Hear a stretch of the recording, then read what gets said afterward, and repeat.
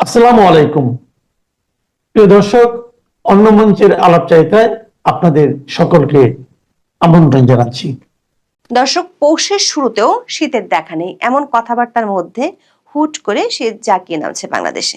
BD news 24 এর খবরে বলা হয়েছে, বাংলাদেশে এমন হঠাৎ শীত বেড়ে যাওয়ার কারণ হলো ভারত। ভারতের দিল্লি থেকে বাংলাদেশ পর্যন্ত কুয়াশা বিস্তৃতি লাভ করার কারণেই সূর্যের আলো ঢেকে গেছে। এই কারণে আগের কয়েকদিনের চেয়ে শীত লাগছে বেশি। সাম্প্রতিক সময়ে ভারত বাংলাদেশ সম্পর্ক এমন এক পর্যায়ে গিয়ে ঠেকেছে যেখানে আবহাওয়ার পরিবর্তনও এক দেশ আর এক দেশকে দায়ী করতে ছাড়ছে না। আর তাই বাংলাদেশের শীতের জন্য গণমাধ্যমের হেডলাইন হচ্ছে, দিল্লি থেকে আসা কুয়াশায় ঢাকায় বেড়েছে শীত। তবে বাংলাদেশের আবহাওয়া অফিস দিল্লির কুয়াশাকে দায়ী করলেও দুই দেশের সম্পর্কে উত্তেজনা ছড়াচ্ছে মূলত ঢাকা আর দিল্লির মাঝখানে যে কূটনৈতিক লু হাওয়া বইছে তার কারণে। দুই প্রতিবেশী দেশের সম্পর্ক এখন এমন এক জায়গায় দাঁড়িয়েছে যেটাকে ফেসবুকে রিলেশনশিপ স্ট্যাটাস দিলেও লোকে লিখবে ইটস কমপ্লিকেটেড। অবস্থা এতটাই বেগতিক যে সম্পর্কের বইয়ের সোনালী অধ্যায়ের পাতাগুলো ছিঁড়ে গেছে বহু আগে। এখন তা গভীর ও অনিশ্চিত খাদের কিনারে এসে দাঁড়িয়েছে। সম্পর্কের এই অবনতি কেবল কূটনৈতিক টেবিলে বা ফাইলে সীমাবদ্ধ নেই, বরং তা এখন সাধারণ মানুষের রুটি রুজির উপরও প্রভাব ফেলতে শুরু করেছে। ভারতের চাল ব্যবসায়ীরা দেশটির কেন্দ্রীয় সরকারকে বাংলাদেশে চাল রপ্তানি বন্ধ করে দিতে বলেছে। অথচ মাত্র 3 দিন আগেই বাংলাদেশের অর্থ উপদেষ্টা সাংবাদিকদের বলেছিলেন, মূল্যস্ফীতির চাপ সামলাতে অন্তর্বর্তী সরকার ভারত থেকে 50,000 টন চাল কেনার সিদ্ধান্ত নিয়েছে। বিশ্লেষকরা মনে করেন, ভারত সরকার যদি সত্যি চাল রপ্তানি বন্ধের সিদ্ধান্ত নেয় তাহলে দুই দেশের সম্পর্কের অবনতিতে আর কোনো রাগ ঢাক থাকবে না। আশঙ্কার বিষয় হলো, এর মধ্যে পশ্চিমবঙ্গের শিলিগুড়ির হোটেলগুলোতে বাংলাদেশিদের জন্য নো এন্ট্রি লেখা হচ্ছে, মানে বাংলাদেশিদের কাছে হোটেল ভাড়া দেয়া হচ্ছে না।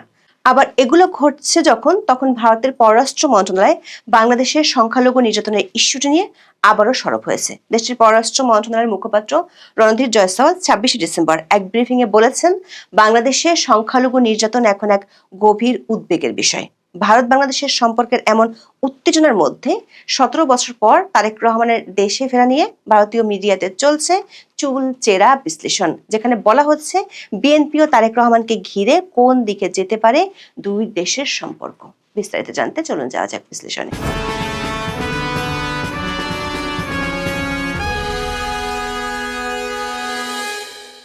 শুরুতেই আসি দিল্লির লেটেস্ট ডিপ্লোম্যাটিক বোমাটার দিকে। ভারতের পররাষ্ট্র মন্ত্রণালয়ের মুখপাত্র রণধীর জয়সওয়াল 16 ডিসেম্বর এক ব্রিফিং এ যা বলেছেন তা নিয়ে ঢাকার কূটনৈতিক পাড়ায় আবারও অস্বস্তি দেখা দিয়েছে। ভারত সরাসরি বলছে, বাংলাদেশের সংখ্যালঘুদের বিরুদ্ধে চলমান বারবার সহিংসতা গভীর উদ্বেগের বিষয়। বাংলাদেশের ময়মনসিংহে দীপু দাসের ঘটনার রেশ কাটতে না কাটতেই 24 ডিসেম্বর রাজবাড়ির পাংশায় অমৃত মণ্ডল ওরফে সম্রাট নামে আরো এক হিন্দু ব্যক্তিকে গণপিটুনি দিয়ে হত্যা করা হয়। অবশ্য বাংলাদেশের অন্তর্বর্তী সরকারের প্রেস উইং এর বিবৃতিতে দাবি করা হয়েছে, সম্রাট একজন কুখ্যাত অপরাধী ছিলেন এবং চাঁদাবাজি করতে গিয়ে গ্রামবাসীর তোপের মুখে পড়েন। 25 ডিসেম্বর প্রেস উইং থেকে দেয়া বিবৃতিতে বলা হয়েছে, পুলিশের তথ্য ও প্রাথমিক তদন্ত থেকে প্রতীয়মান হচ্ছে যে ঘটনাটি মোটেই সাম্প্রদায়িক হামলা নয়, এটি চাঁদাবাজি ও সন্ত্রাসী কর্মকাণ্ড থেকে উদ্ভূত সহিংস পরিস্থিতি থেকে সৃষ্ট ঘটনা। নিহত ব্যক্তি শীর্ষ সন্ত্রাসী অমৃত মণ্ডল ওরফে সম্রাট চাঁদা দাবির উদ্দেশ্যে এলাকায় উপস্থিত হন এবং বিক্ষুব্ধ স্থানীয় জনতার সঙ্গে সংঘর্ষের এক পর্যায়ে প্রাণ হারান। তবে ভারত এই ব্যাখ্যাটি মানতে রাজি নয়।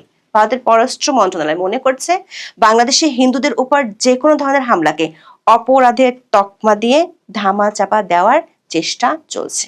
দর্শক, 2025 সালের ডিসেম্বর মাসে বাংলাদেশে ঘটে যাওয়া কয়েকটি লিঞ্চিং বা গণপিটুনির ঘটনাকে কেন্দ্র করে ভারত ও বাংলাদেশের কূটনৈতিক সম্পর্কে বারুদ যোগ হয়েছে।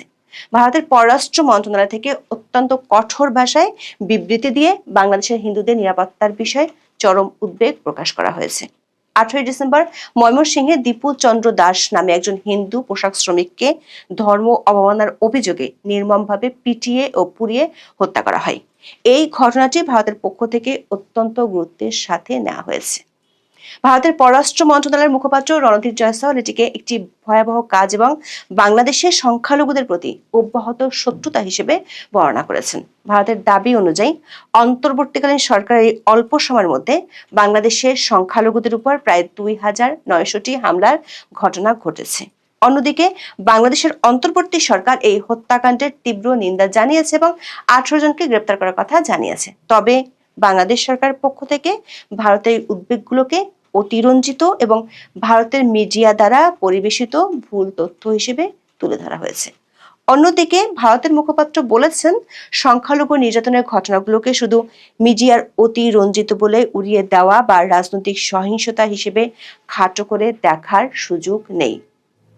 জয়সওয়াল উল্টো অভিযোগ করেন, সাম্প্রতিক সময়ে বাংলাদেশে ভারত সম্পর্কে যে ভুল বর্ণনা ছড়ানো হচ্ছে তা প্রত্যাখ্যান করে ভারত সরকারের পক্ষ থেকে একাধিক বিবৃতি দেওয়া হয়েছে। দর্শক, এই ধরনের পাল্টাপাল্টি অভিযোগের মধ্যে দুই দেশই হাই কমিশনের নিরাপত্তা বিঘ্নিত হওয়ার ঘটনাও ঘটেছে।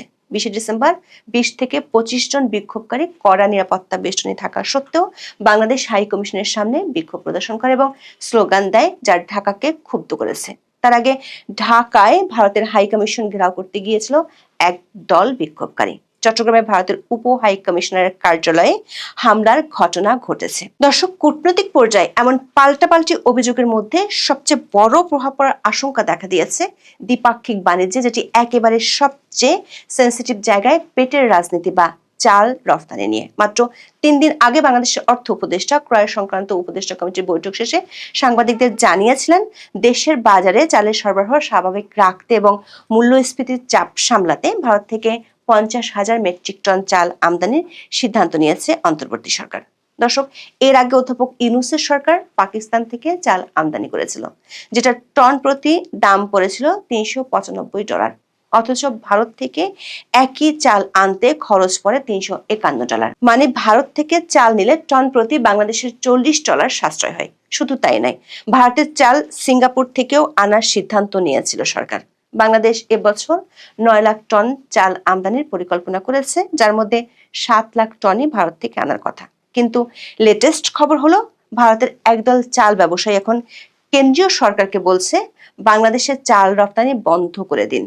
এই দাবির পেছনে তারা কারণ হিসেবে দেখিয়েছেন চট্টগ্রামে ভারতের সহকারী হাই কমিশনে হওয়া হামলা এবং বাংলাদেশের পক্ষ থেকে কাঁচা পাট রপ্তানিতে দেওয়া নিষেধাজ্ঞা। ভারতের ব্যবসায়ীরা বলছে, এই অস্থিতিশীল পরিবেশে ব্যবসা করা রিস্কি। তাদের দাবি, ভারত কেন সস্তায় চাল দেবে যখন ভারত এবং তার নাগরিকদেরই টার্গেট করা হচ্ছে। বিশ্লেষকরা বলছেন, যদি ভারত সরকার সত্যি চাল রপ্তানি বন্ধের সিদ্ধান্ত নেয়, তবে বাংলাদেশের বাজারে এর ব্যাপক প্রভাব পড়বে। কারণ বাংলাদেশের পেঁয়াজ, চিনি এবং ডালের মতো নিত্য প্রয়োজনীয় পণ্যের বাজার মূলত ভারতের উপর নির্ভরশীল। বর্তমানে চালের মজুদ বাড়াতে এবং রমজানের আগে বাজার স্থিতিশীল রাখতে ভারতের চাল বাংলাদেশের জন্য দরকার। তবে এর আগে আদানির বিদ্যুৎ বন্ধ করা নিয়ে বাংলাদেশের অভ্যন্তরে দাবি উঠলেও বাংলাদেশ সরকার সে পথে পা বাড়ায়নি। দর্শক, দুই দেশের এই উত্তেজনার মধ্যে আপনারা যারা শিলিগুড়ি ঘুরতে যেতে চান বা নর্থ বেঙ্গল হয়ে সিকিম যাওয়ার প্ল্যান করছেন, তাদের জন্য একটা দুঃসংবাদ আছে। শিলিগুড়ির হোটেল ব্যবসায়ীরা এখন এককাট্টা। তারা বলছে, বাংলাদেশিদের ঘর ভাড়া দেব না। গ্রেটার শিলিগুড়ি হোটেলিয়ার্স ওয়েলফেয়ার অ্যাসোসিয়েশনের অধীনে থাকা প্রায় 180টি হোটেল এই সিদ্ধান্তে যোগ দিয়েছে। প্রশ্ন হলো, কেন?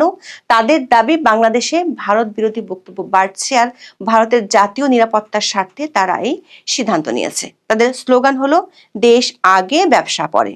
ভাবুন একবার, আপনি পাসপোর্ট হাতে নিয়ে শিলিগুড়ি স্টেশনে নামলেন, পকেটে টাকা আছে, কিন্তু হোটেলওয়ালা বলছে আপনার জন্য নো রুম, ওপারে গিয়ে ভাত খান।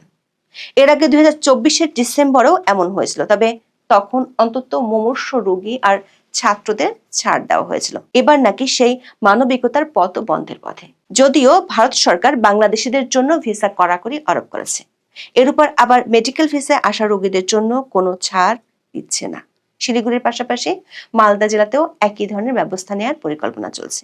শিলিগুড়ি জংশন এলাকায় অনেক হোটেলে বয়কট বাংলাদেশ পোস্টার লাগানো হয়েছে। এমনকি অনেক পরিবহন চালক তাদের গাড়িতে একই ধরনের স্টিকার লাগিয়ে বাংলাদেশিদের সেবা দেওয়া বন্ধ করে দিয়েছে। দর্শক, এরই মাঝে বাংলাদেশের রাজনীতিতে একটা বড় এন্ট্রি হয়েছে। 17 বছর পর তারেক রহমানের ফেরার খবর সবখানে ভাসছে।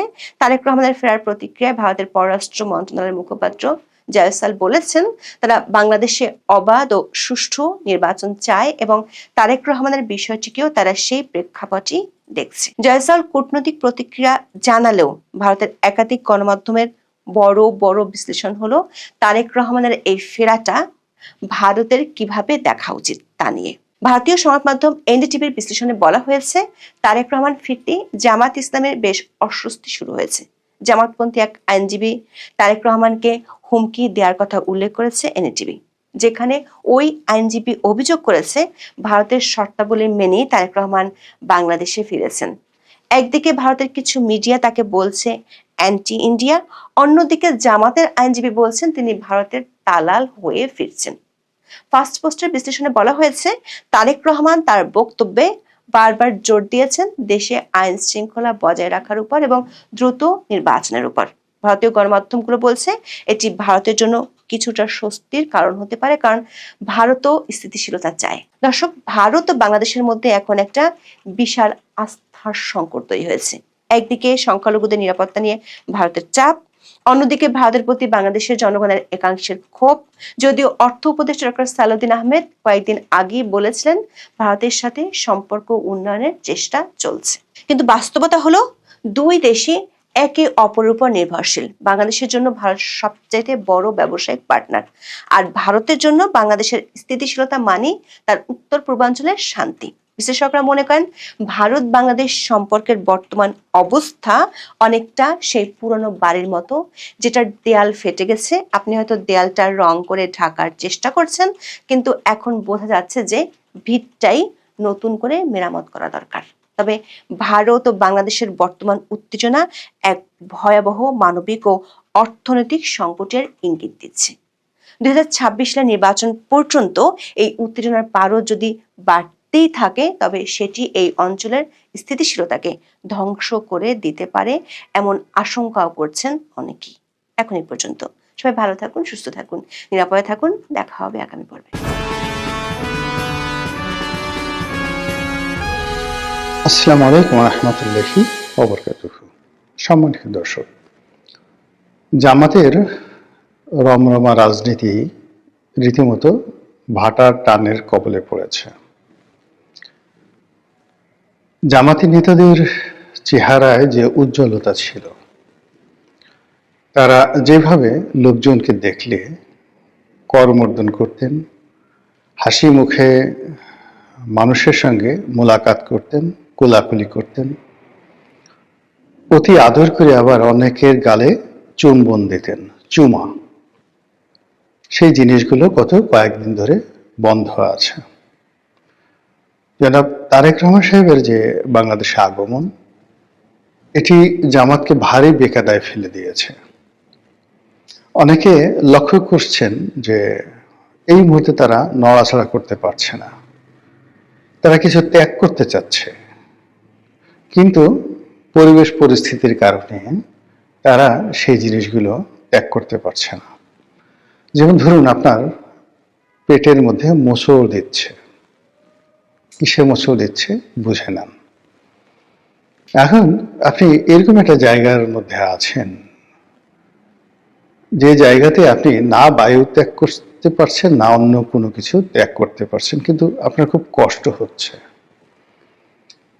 তো সেই কষ্ট আপনার চোখে মুখে যেভাবে ফুটে উঠবে, এটা আপনি কোনো গুরুত্বপূর্ণ জায়গাতে থাকেন, কোনো পবিত্র জায়গাতে থাকেন, কোনো জনসমাবেশে থাকেন, যেখানে আসলে আপনি এই জিনিসগুলো আপনার শরীরের যে অংশ, মানে আপনি ত্যাগ করতে ইচ্ছুক বা প্রয়োজন, আপনি সেটা পারছেন না পরিস্থিতির কারণে। লোকজন বলবে কি, শব্দ যদি হয়ে যায়, গন্ধ যদি ছড়িয়ে যায়, তাহলে কি হবে? তো এইরকম একটা পরিস্থিতিতে আপনি খুব কষ্ট করে চেপে আছেন, কিন্তু আপনার শরীর বাঁকা হয়ে যাচ্ছে, মুখ বাঁকা হয়ে যাচ্ছে, চোখ মুখ বাঁকা হয়ে যাচ্ছে। তো এরকম অনিচ্ছাকৃত অনেকগুলো বিষয়। এখন জামাত এই মুহূর্তে ধুমছে যে কথাগুলো বলতে চায় তারেক রহমান সাহেবের বিরুদ্ধে, জামাতের বট বাহিনী তারাও যে কথাগুলো এই মুহূর্তে বলতে চায়, প্রাণ খুলে গালি দিতে চায়। তারা শেখ হাসিনাকে যে ভাষায় গালাগাল করেছে, তারপর যে ভাষায় যারা স্বাধীনতার পক্ষের শক্তি রয়েছে, মুক্তিযোদ্ধা রয়েছেন, তাদেরকে যে ভাষায় তারা গালাগাল করেছে, তার চেয়ে জঘন্য এবং নিকৃষ্ট ভাষায় এখন তারা জনাব তারেক রহমান সাহেব এবং বিএনপি কিছু শীর্ষ নেতৃবৃন্দ যারা তারেক জিয়াপন্থী তাদেরকে গালাগাল দিতে চাচ্ছে, কিন্তু এটা সম্ভব হচ্ছে না। এর কারণ হলো এখন সারা বাংলাদেশ তারেক রহমান সাহেবের যে জ্বরে, সেই জ্বরে আক্রান্ত। দেশের বড় বড় শিল্পপতি, বড় বড় গ্রুপ অফ ইন্ডাস্ট্রিজ যারা সেই গত 14-15 মাস ধরে জামাতকে যাকে বলে হাদিয়া দিচ্ছে, জামাতের দাবিদারি করছে, অনেকে জামাতের যারা নেতাকর্মী রয়েছেন তাদেরকে তাদের অফিসের চাকরি টাকরি দিয়ে রীতিমতো ধরে নিয়েছে যে জামাতই রাষ্ট্র চালাচ্ছে এবং আগামীতে জামাত রাষ্ট্র চালাবে। কিন্তু তারেক রহমান সাহেবের আগমন উপলক্ষে এই পুরো জিনিসটা এলোমেলো হয়ে গেছে এবং এখন আর লোকজন কেউ জামাতকে চিনতে চাচ্ছে না, না চেনার ভান করছে। এটা খুবই অবমাননাকর। একটা সমাজে, একটা সংসারে বা একটা মাহফিলে আপনি যখন একটা বড় চেয়ার নিয়ে বসে থাকেন এবং সব মানুষ যখন আপনাকে প্রিভিলেজ দিতে থাকে, এরপরে হঠাৎ করে অন্য এক কুতুব এলেন, অন্য একজন মেহমান এলেন এবং তাকে সবাই মেহমান আজিম মানে প্রধান মেহমান হিসেবে বরণ করে নিল। আপনার অবস্থা কি হবে একটু বোঝার চেষ্টা করুন। তো এই গত 14 মাসে বাংলাদেশ পুরো রীতিমতো জামাতময় ছিল। জামাতের বাইরে রাজনীতি নেই, জামাতের নেতাদের বাইরে কোনো নেতা নেই, জামাতের যে আমির তার উপরে বাংলাদেশে কোনো সুপ্রিম লিডার নেই। তিনি যা বলেন তাই খবর, তিনি যেখানে যান সেদিকে ক্যামেরা যায়, তিনি হাসলে বাংলাদেশ হাসে, তিনি কাঁদলে বাংলাদেশ কাঁদেন, তার যা ইচ্ছা তাই তিনি করেন, জাস্ট লাইক মানে একজন কি বলবো আমিরুল মুমিনিনের মতো। কিন্তু যেই মুহূর্তে 25 তারিখে, ডিসেম্বর মাসের 25 তারিখে তারেক রহমান সাহেব আসলেন, সারা দেশের মানুষ তারেক রহমান সাহেবকে নিয়ে, তার স্ত্রী, তার কন্যাকে নিয়ে, এমনকি তার বিড়ালটাকে নিয়ে মানুষের যে আগ্রহ, যেভাবে মানুষ তারেক রহমান সাহেব, তার পরিবার, তার মা, তার বিড়াল সব কিছু নিয়ে যে খুশিতে তারা যে টকবক করছে, এটা সব মানুষ সহ্য করলো। জামাতের পক্ষে আসলে এই জিনিসটি সহ্য করা খুবই কঠিন একটা বিষয়। ফলে জামাতের কিন্তু মন খারাপ। আমি কয়েকজন নেতাকে দেখলাম, তারা যেভাবে কথা বলেন সচরাচর গত 14 মাসে, তাদের যে ধরনের ড্রেস কোড থাকে, তাদের চেহারায় যে ধরনের একটা দ্যুতি থাকে, প্রায় সবকিছুই ফ্যাকাশে বিবর্ণ হয়ে গেছে। তারা তারেক রহমান সাহেবকে স্বাগত জানাতে চাচ্ছে, কিন্তু সেই অন্তর থেকে স্বাগত জানানোটা হচ্ছে না। যে আমাদের আমির স্বয়ং একটি যাকে বলে ছোট্ট একটি স্ট্যাটাস দিয়েছেন, জনাব তারেক রহমান সাহেবকে সপরিবারে সুস্বাগতম জানিয়েছেন।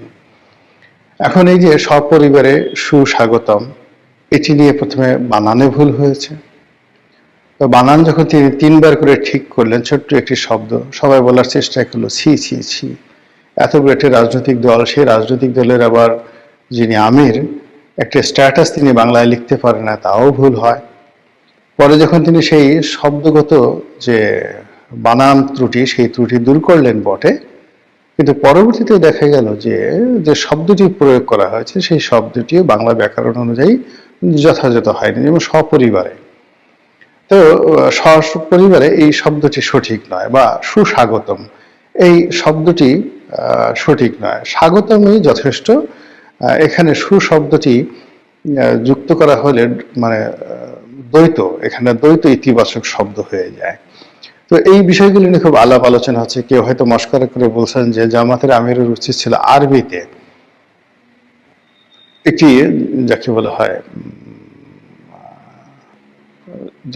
স্ট্যাটাস দিতে। তিনি যদি হালান শাহালান বা হালান ওয়া শাহালান ইয়া তারেক রহমান, দেখেন কত সুন্দর হতো না, আহালান ওয়া শাহালান ইয়া তারেক রহমান ওয়া জুবাইদা রহমান ওয়া জাইমা রহমান, কত সুন্দর হতো না? এখন এই যে এই ওয়া শব্দের অর্থ এবং, মানে জনাব তারেক রহমান সাহেব এবং জুবাইদুর রহমান সাহেব এবং যাকে বলা হয় জাইমা রহমান সাহেবা, তাদেরকে যাকে বলা হয় বাংলাদেশের স্বাগতম জানালাম। এখানে হয়তো আপনারা বলতে পারেন যে তারেক রহমান সাহেবকে সাহেব বললেন, জুবাইদুর রহমানকে সাহেব বললেন, আর জাইমা রহমানকে কেন সাহেবা বললেন? এটার অর্থ জামাত বলতে পারতো যে যেহেতু তারেক রহমান সাহেবের অবর্তমানে জুবাইদুর রহমানকে বাংলাদেশের ভবিষ্যৎ প্রধানমন্ত্রী মনে করা হয়, কাজেই এখানে জুবাইদুর রহমান ব্যক্তি, তাকে স্যার সম্বোধন করতে হবে এবং তার যে উপাধি সেটাও হবে chairperson, not chair woman.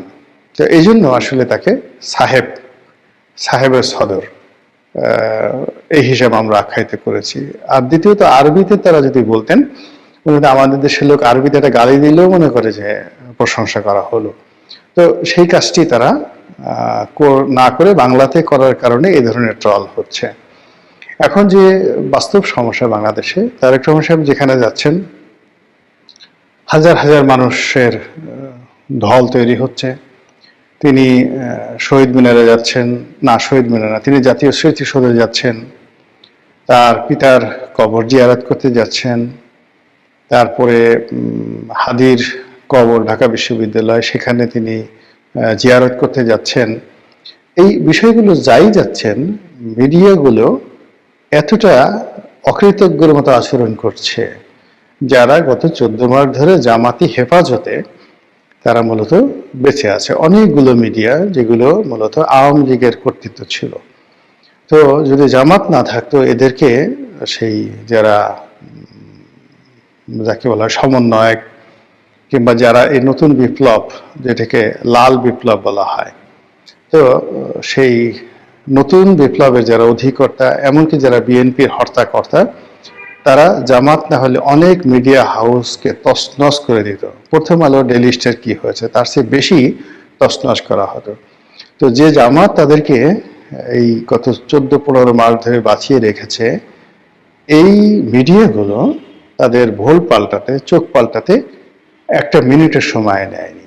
Tarique Rahman আসছে, খবর দিবেন বা সেটা প্রচার করলে হয়, কিন্তু সেটা কন্টিনিউয়াসলি লাইভ করতে হবে, দেখাতে হবে, সেটা নিয়ে সকাল বিকাল তিনি কি খাচ্ছেন, কোথায় যাচ্ছেন, বাসার গেটের সামনে কারা দাঁড়ানো, তার পিছনে কে, সামনে কে, এই জিনিসগুলো মিডিয়াতে যেভাবে আসছে, এটা জামাতের সহ্য হচ্ছে না।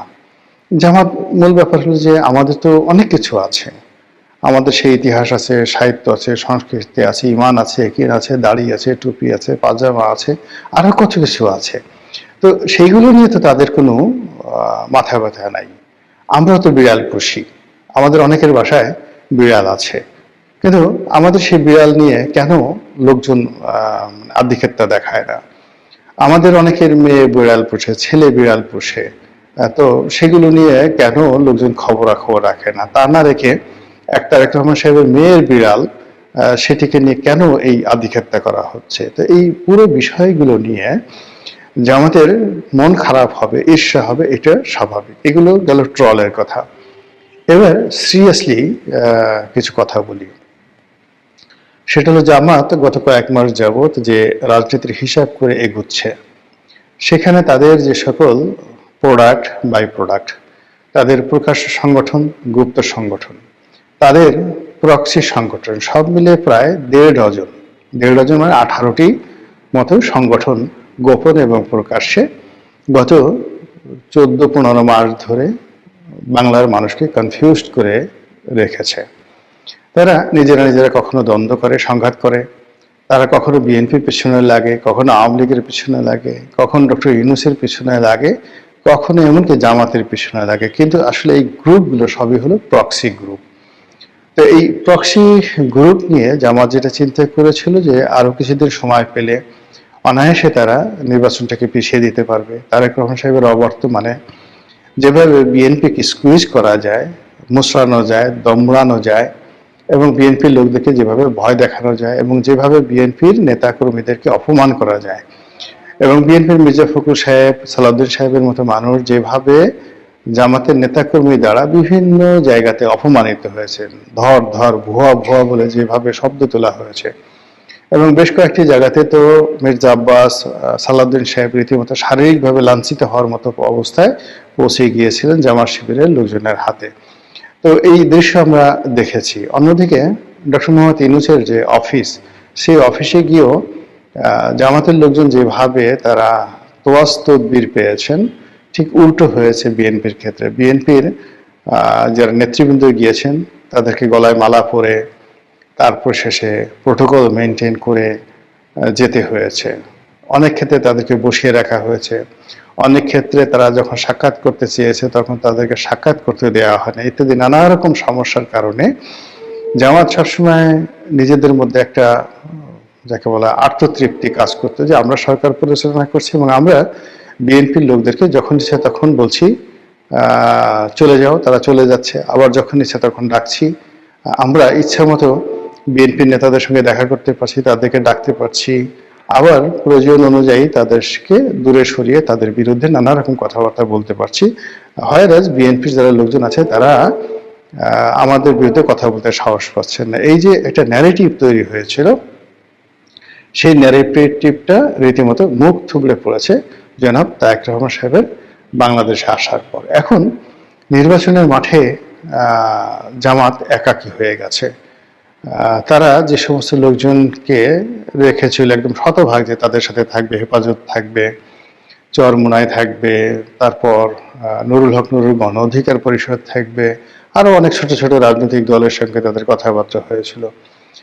তো সেক্ষেত্রে দেখা গেল যে এই মুহূর্তে একমাত্র এবি পার্টি আর যাকে বলা হয় এনসিপি, এই দুটো রাজনৈতিক দল ছাড়া সবার সঙ্গে জামাতের টানাপোড়েন, এবং প্রায় বেশিরভাগ লোক জামাত ছেড়ে তারা বিএনপিতে চলে গেছে, গণ অধিকার পরিষদ চলে গেছে।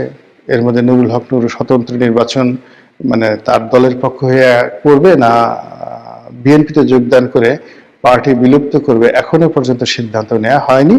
কিন্তু ইতিমধ্যে তার যে সাধারণ সম্পাদক কিন্তু সেই তিনি গণ অধিকার পরিষদ থেকে পদত্যাগের ঘোষণা দিয়ে বিএনপিতে যোগদানের সিদ্ধান্ত নিয়েছেন। আর এই খবর শোনার আগেই নুরুল হক নুরু তার সাধারণ সম্পাদককে তিনি যাকে বলা হয় তিনি সেই বহিষ্কার করেছেন।